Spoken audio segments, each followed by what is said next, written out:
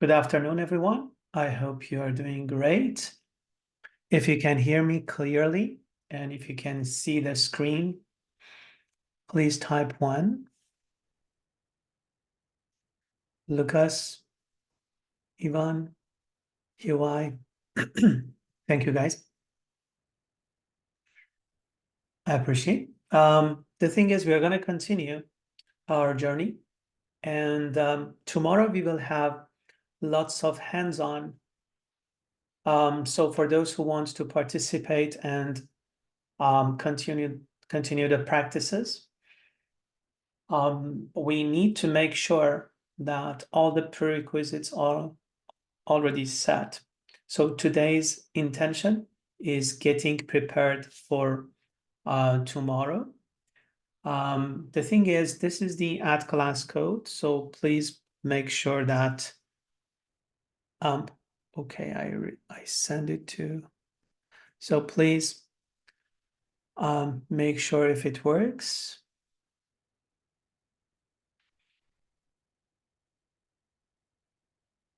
Does it work?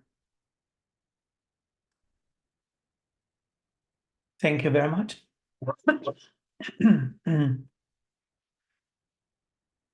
So, and today I'm going to cover everything that you need for the quiz, but I strongly suggest that you start the quiz when you finish the next 12 pages, like 130 all the way to the end of 132, just reading and skimming. While we address all of them today, that would be the best. That's the kind of motive for us to quickly review the stuff.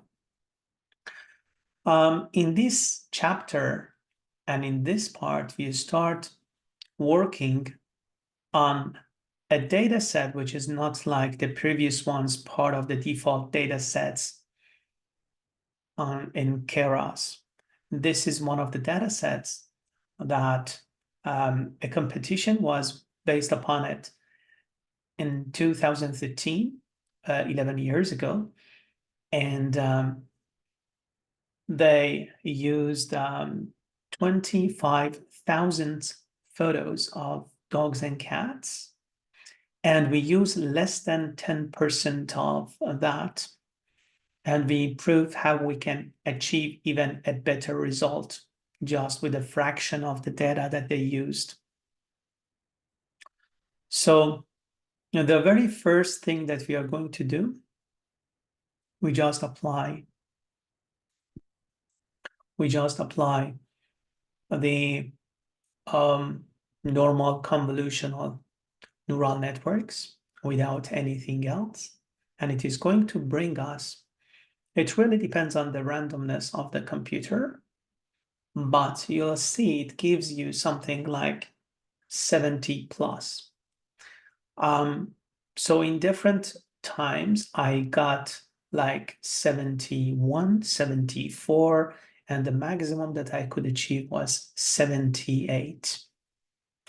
But after applying the augmentation mechanism, which is called data augmentation, the accuracy jump into something like 80 some percent. So you can see in the book, the jump was like 11%, while I had something between 5 to 14%. So it doesn't mean that one is correct, the other one is not correct. It means that based on the randomness and the mechanisms that they use, we could have a range of improvement, but the improvement is quite significant. And after that, we are going to see even we can experience something between 5 to 8% progress by having feature extraction with the pre-trained network And you might ask what pre-trained networks. So if you want Grammarly doesn't pick on you to say pre-trained, so this is the correct way of writing it based on Grammarly. So a pre-trained network is a saved network that was previously trained on a large data set, typically on a large-scale image classification task. Suppose this original data set is large enough and general enough. In that case, the spatial hierarchy of features learned by this network can effectively act as a generic model of the visual world. Okay, guys, is this one, I'm gonna copy that due to its importance to you. Please spend 30 seconds and read it yourself once again.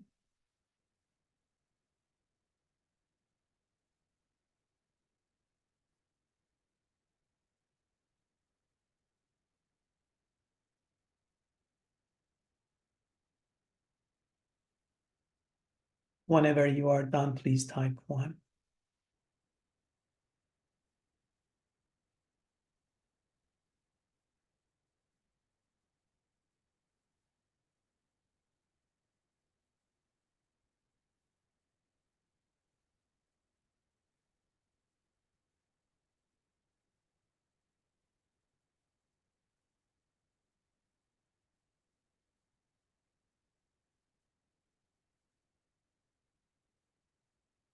Thank you, Ivan.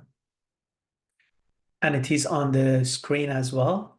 So don't worry if you press 1 so other people can see it from the screen. So we use generally trained network with large data sets. It's not the matter of generally.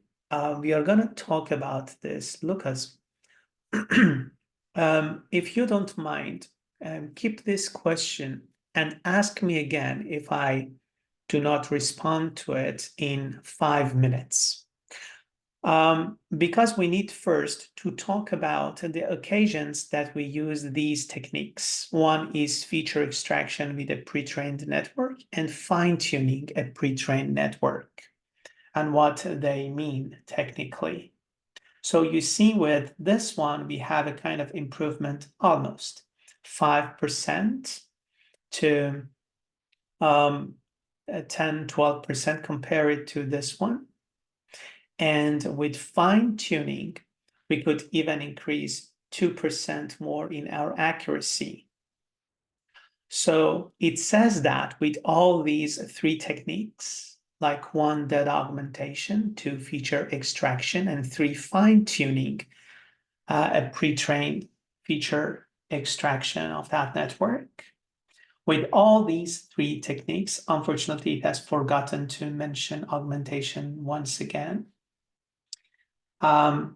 So we will continue, we'll continue your future toolbox, for tackling the problem of performing image classification with a small data set. But now for the first time, we use this term and we say a small data set. So what does that mean? Getting back to the beginning of this subchapter, it says that a few samples can mean anywhere from a few hundred to a few tens of thousands. If the problem is not very much, if the problem is not very much sophisticated, it says that even a few hundreds could suffice, but not 10, 20, 30, something like that. Does that make sense?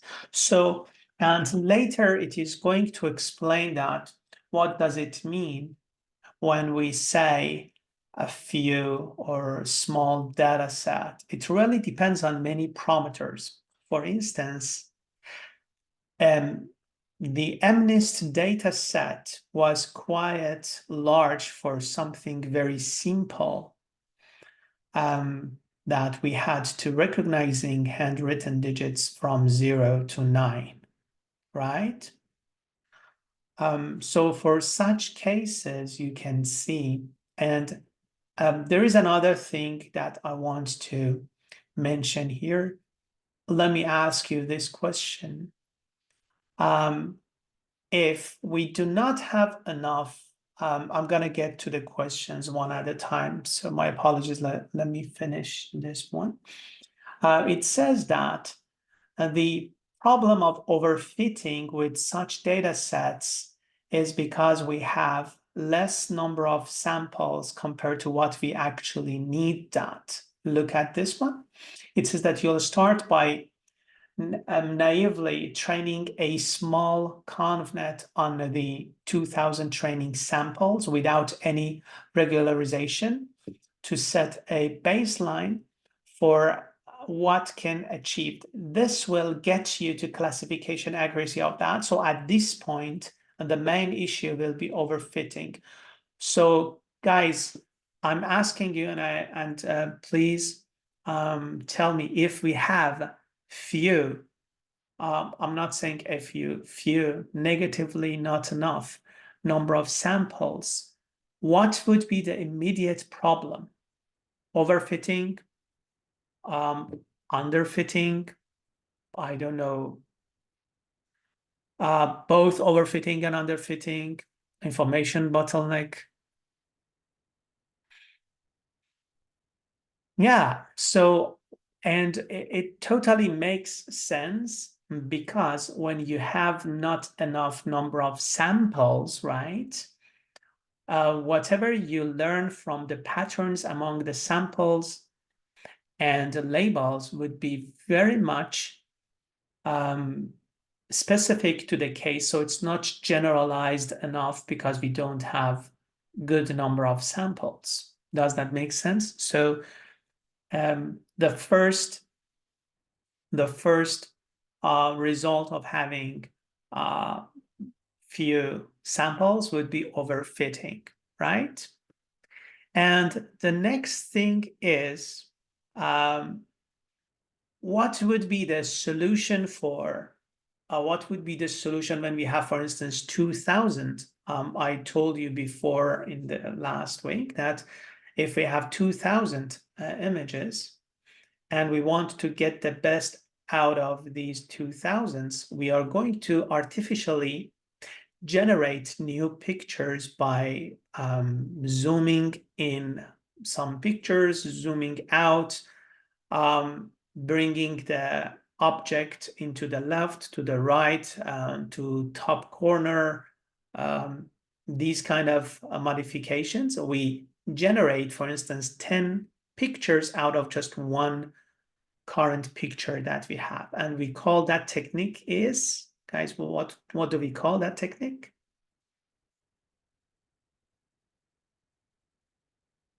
Lovely, Lucas said correctly, data augmentation. So that is one of the techniques that we are going to use. And now we get to the Lucas question that, okay, is it kind of a standard way that we use first data augmentation, second feature extractions with the pre-trained networks and so on? Especially in the cases that we do not have enough number of samples, we use all these techniques to increase the accuracy, right? We try to use all these techniques to increase the accuracy. But what if you have enough number of samples? Do you really need to build your network on a pre-trained? So it is going to help you, Lucas, not to start from very scratch, right? So it's just like, hey, you don't need to guess what would be the weights and biases with just a random value between 0 to 1. You have something which worked for another data set, another set of labels, targets, but they are not totally off, right? They are based on something in the same environment. even if it is something irrelevant to cat and dog, like the kitchen stuff. So it's going to help us, right? Yeah, the application of that is especially when we have that's why my focus is when especially we have a few samples, but when you have enough samples, it could be just a plus, a kind of positive thing to start with. It's not necessary, right? I hope I could answer your question. And after that, I go to the no problem. We can discuss further tomorrow if we still need to dive deeper. This is the answer to Louis' question. And the next question from Matthew, he's asking, so could we use this pre-trained network to do some processing and then pass some of the appropriate features into more specifically trained ConvNet? Matthew, please let me know if the answer that I already provided for Lucas could cover your concern. So the only benefit that we could have is not just relying on randomness of weights and biases at the beginning or initial state. We have a kind of ground to start with, and those are not random. They are trained for something different, but they are in the same environment, like visual and graphical environment. So we can get benefit from them. Surprisingly enough, even if they are not in the same environment, like not face recognition, for example, or distinguishing cats and dogs and those kind of things, and they are for totally different environments, like sound recognition. They could be helpful, not the way that they are in a similar environment, but still they are better than random values, that if you don't have such initial state, we need to rely on random. Did I answer your question, Matthew? Um, okay, thank you. So the next part that we are going to go through would be the relevance of deep learning for small data problems.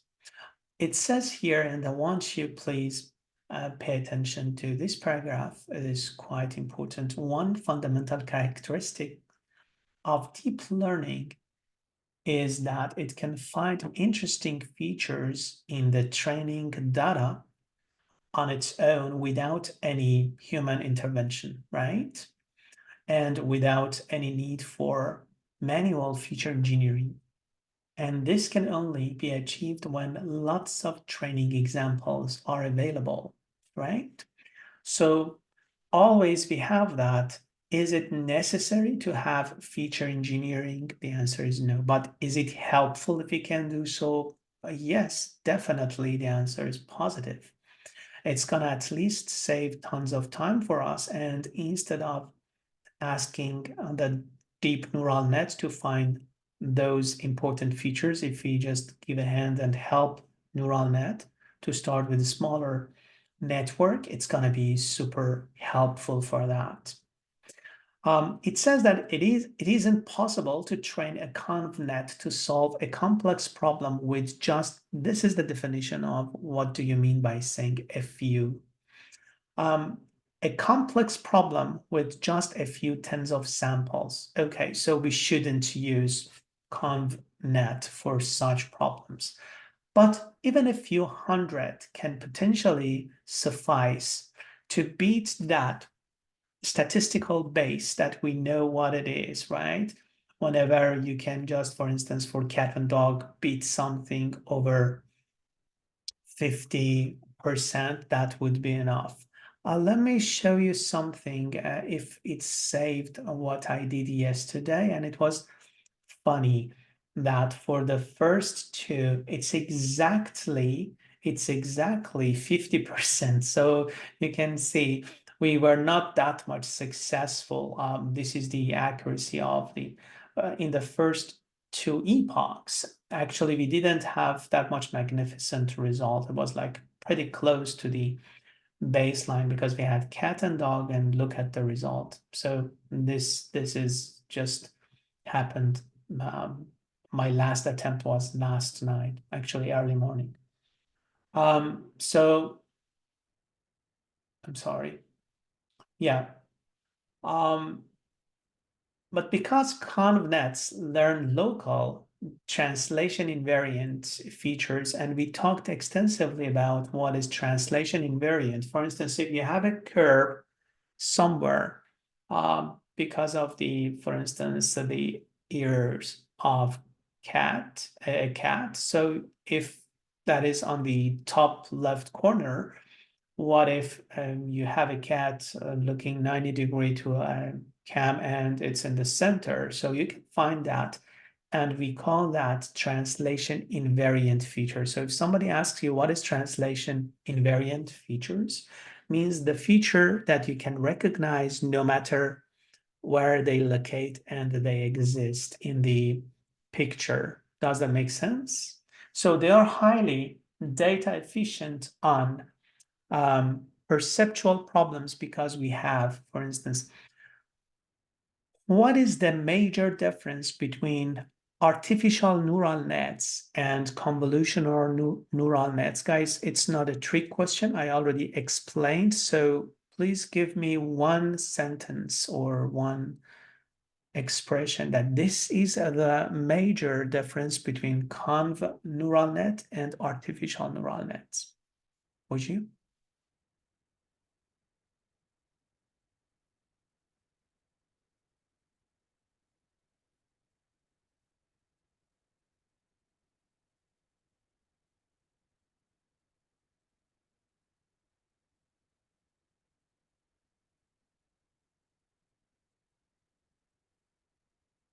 Okay.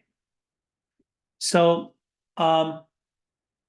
if you can see it on the screen, I already said that translation invariant features.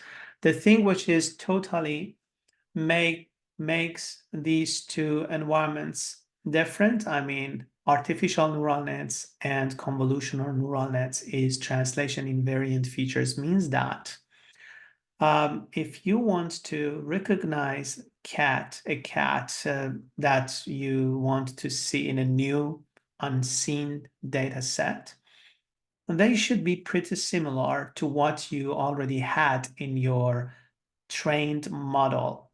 What if you have the same cat, but it's in the corner of the screen?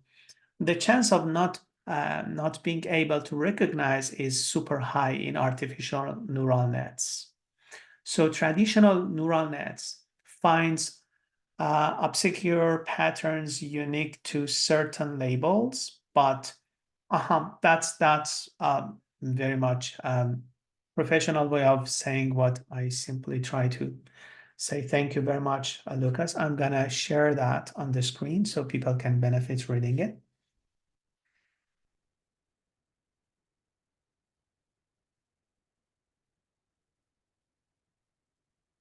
In ConvNets, you find those patterns no matter where they locate on the screen, on the samples that you have. Does that make sense?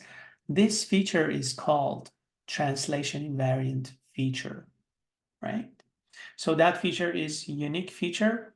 Well, yeah, but it can happen anywhere on the screen. So that is what we call it, translation invariant. So saying that training a ConvNet from scratch on a very small image data set will still yield reasonable results despite a relative lack of data without the need for any custom feature engineering. So you can see that without any technique, we almost have 21%. Well, I got even 28% uh, above the statistic base value that we could have, right? So I got 78% even. So it says that deep learning models are by nature highly repurposable means you can just, what does that mean? Before I explain, do you want to step and explain what does it mean from your perspective?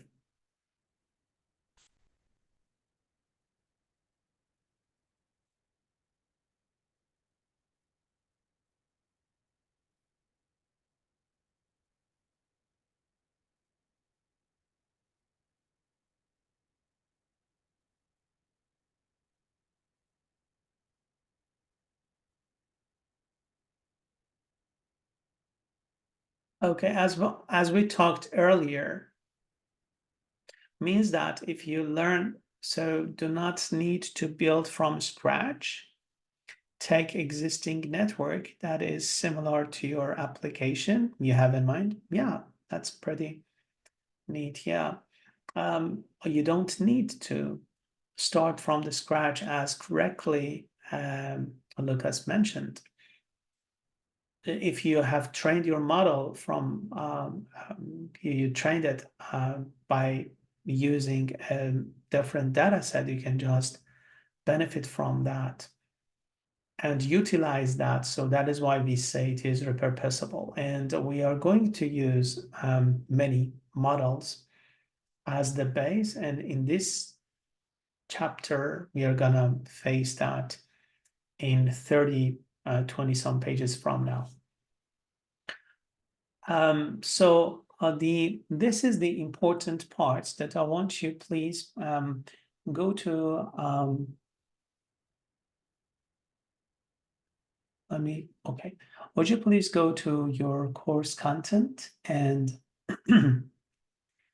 and go to today's content and download all these files, especially Kaggle original data. It is quite large file. It's 80 gigs. Oh, sorry, 80 megs. So when you are done with that,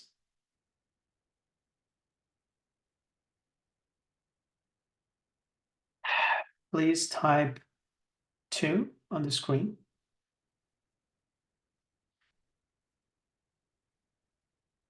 Thank you, Stefan.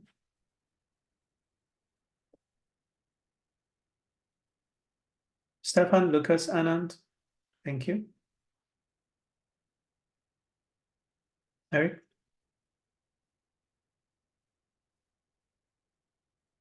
Why, Donald? Al Gore, thank you. Okay. At the same time, because I had that on one of the other accounts, I used one of the IDs that I rarely use to start everything from the scratch, because we want to connect our Google Drive to Colab. Please open one account that you feel comfortable. It's going to be quite bulky, so that's why I'm saying. So you see that here I don't have that much stuff.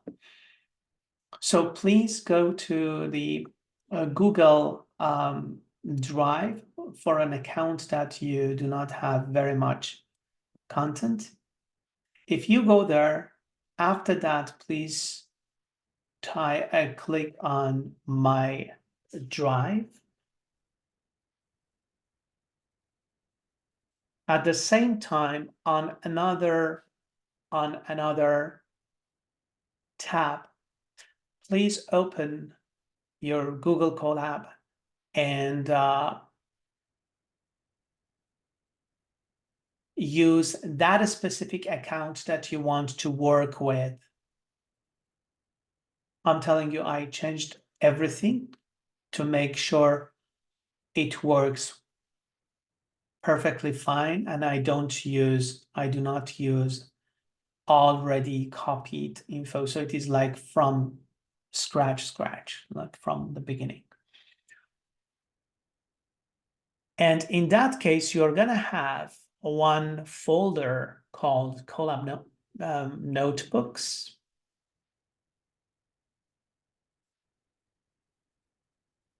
If you see that, if you don't worry, just create one.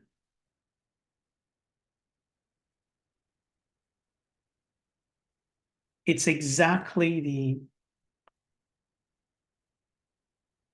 the name of the folder. If you don't see that, please create that. You can simply right click here and say new folder and paste that. But here, because I already have it, I'm going to just add 101 at the end. So you're going to have something like this technically. Whenever you could create that or you already have that, please type 3. Guys, these steps are super important if you want to continue the practices that we will have tomorrow. So I want to make sure that everybody could have all these folders the way that I explained to you.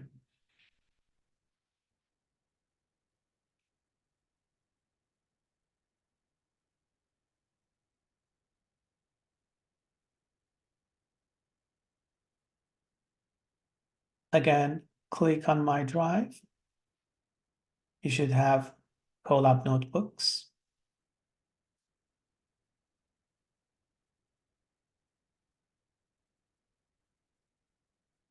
If you already have Colab,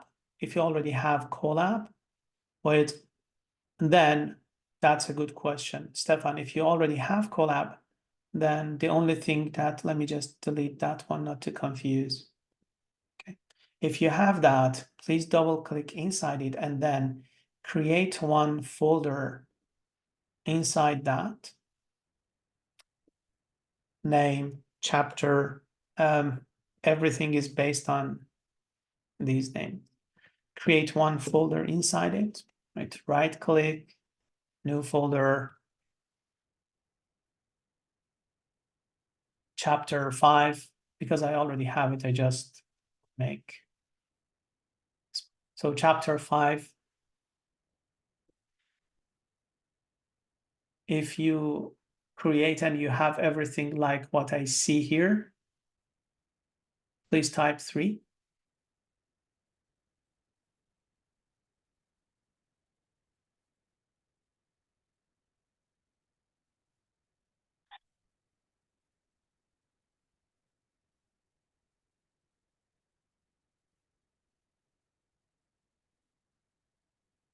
Thank you, Natty. Donald.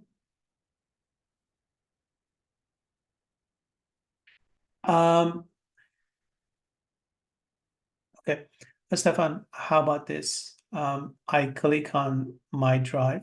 Do you see Colab notebooks? Okay. Inside that, would you please create just one chapter space 05 there? Okay, awesome. Inside there, now create one folder, and the name of that folder should be this one. Okay. Would you please create that folder too?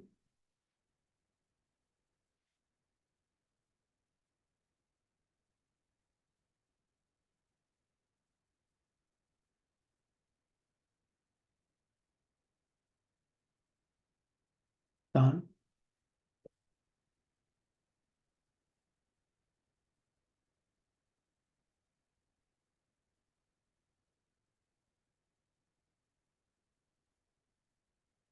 Okay, guys. Okay, awesome. Look at this one. Your folder should be empty, right? If you go to your folder, shouldn't be anything there. Does that make sense? Because we just created that.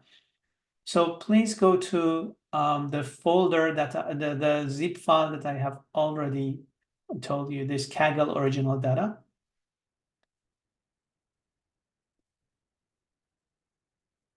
Please download that.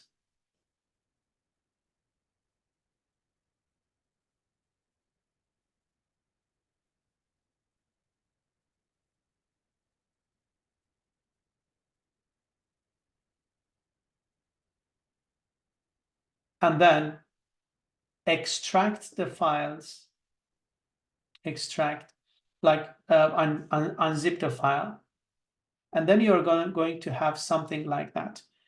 Press Ctrl A. Guys, I don't want, it's gonna take lots of time. Test in front of you. So look, what you need to say Control A, but in front of you, I just choose a few of these photos and drag and drop here. Okay.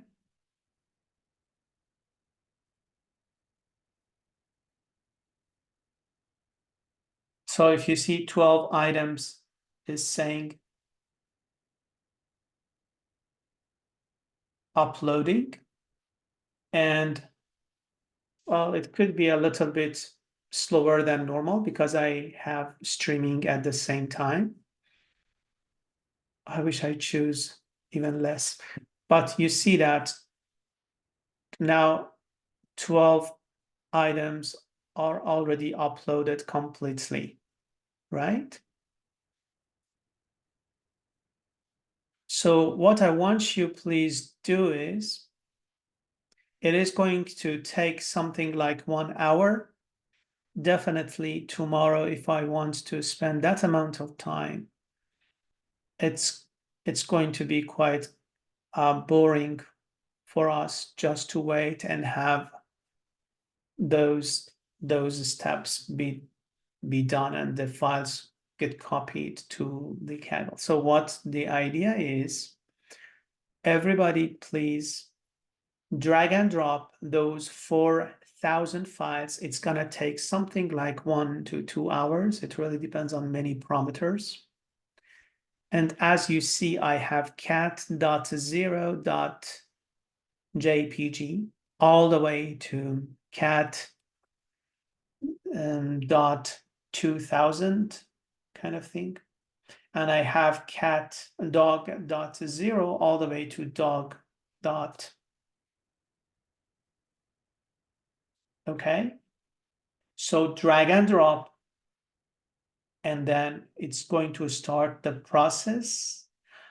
Please be patient. It's not going to happen just in 1 or 2 minutes. It takes quite a long time.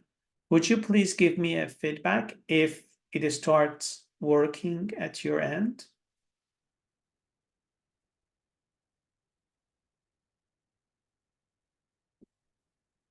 If it works, if it starts copying, please type 1. Lucas, thank you.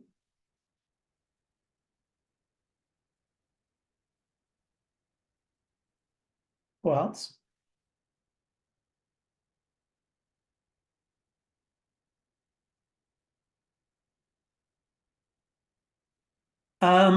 It's a little bit tricky, Stefan. I know what you're saying. It doesn't look like that it works fine at the beginning. Let me just, guys, let me just show you once again the name of a folder that you need to create.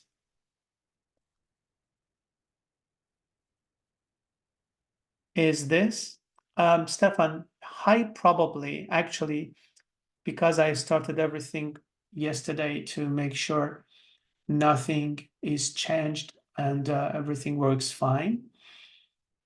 It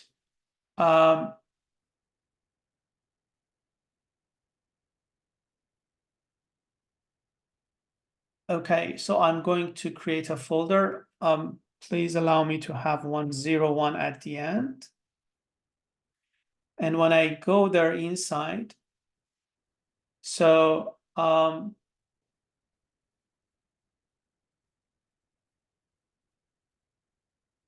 yeah, it takes a little bit. The other way that you can just do that is saying upload. As you see here, we have a file upload. You can just click on that and get to the folder that you have already, right? And this time I'm gonna just choose 4 and say open. Okay, so you see that it takes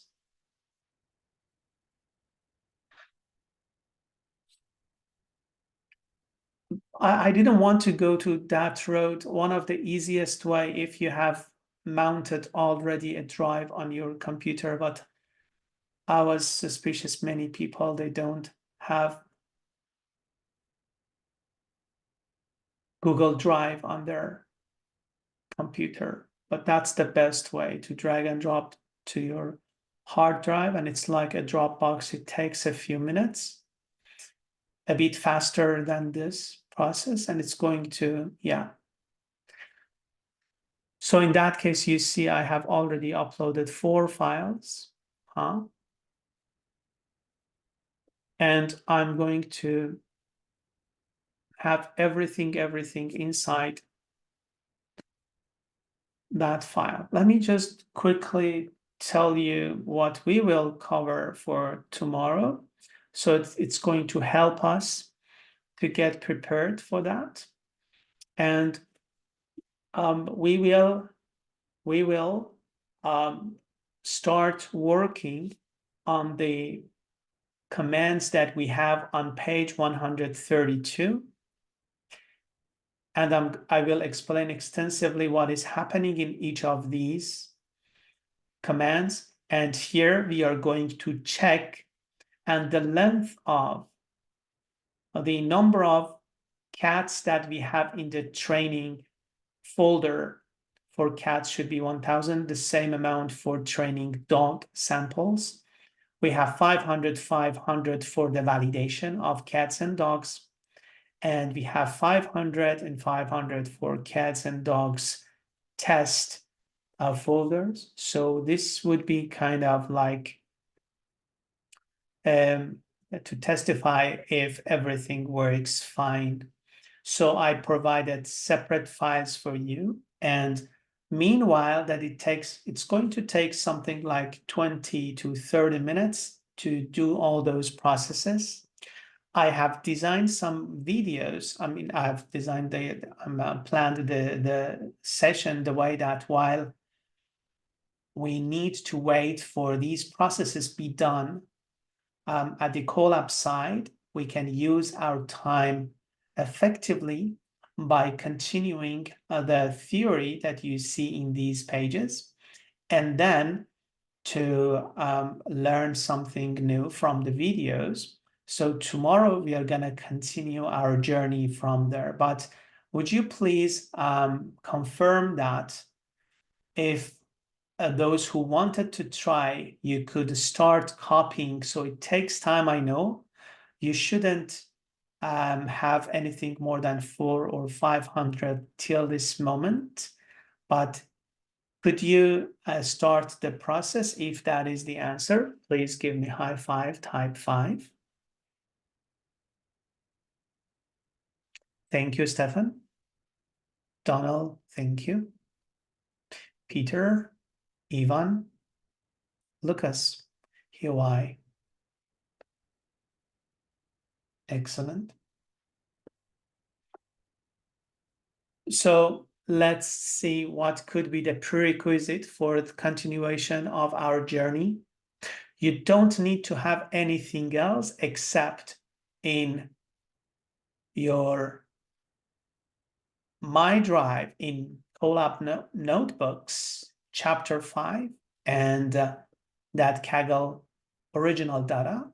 And then inside that, you need to have those 4,000 photos. Okay, that's what I wanted to make sure that we could start today. And tomorrow we are going to continue the journey. Don't worry. The good thing is, by the way, those people that they want to just do it online, so you can just watch the recorded session. Already I have considered everybody's presence for tomorrow.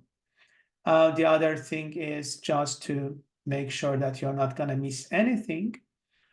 Here are the @class code for tomorrow, if anyone wants to have them, and just follow the stuff online.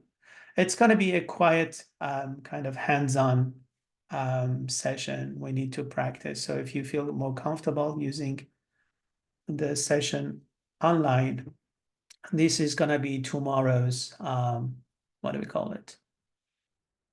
Add class code. Apart from it, the tomorrow's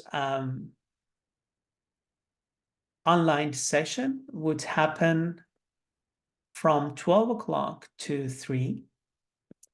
And the link for that is as follows. So I think that you have, no, okay, don't get me wrong. Tomorrow's class would be exactly as always. I mean, as always that I feel healthy. So I will be at school and I start the class sharp at 8 o'clock till 6 p.m., 3 different sections. But if anyone wants to just do it, do the job at their convenience. So that's the second setting. I just wanted to offer this option. Okay. So guys, everything is clear. Would you please go as the last thing for today, please go to the assessments and find the quizzes. Can you see quiz number 9 there? And you should be able to start. I just want to make sure you can see.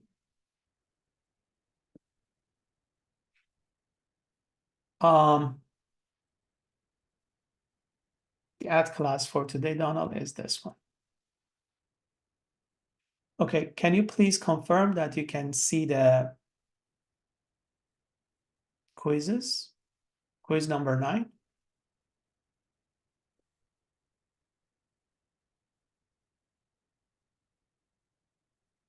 Okay. Awesome. Thank you very much. This is pretty much what we needed to finish for today. Tomorrow we are going to continue our journey. Have a wonderful one. Take care of yourself. See you tomorrow. I'll be in the class. Bye.